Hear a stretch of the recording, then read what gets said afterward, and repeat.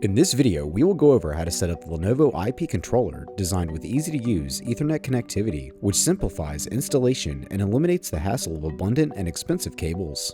The Lenovo IP Controller can be purchased with any Lenovo ThinkSmart Windows IoT device.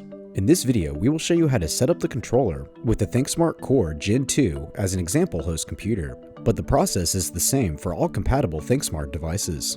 Inside the box, you will find the Lenovo IP Controller touch display, IP Controller link box, cable cover locking plate, 2 screws, an Ethernet cable, a 2-meter HDMI cable and 1-meter HDMI cable, a USB Type-B to USB Type-A cable, and AC power adapter.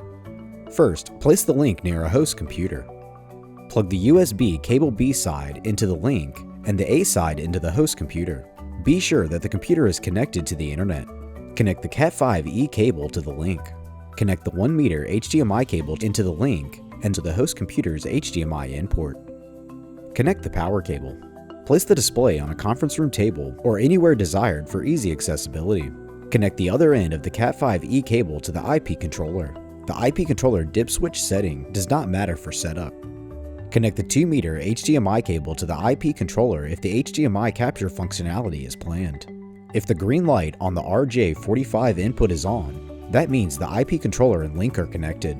Now install the locking plate on the bottom of the IP controller with the 2 included screws to keep the cables tidy and the table clean.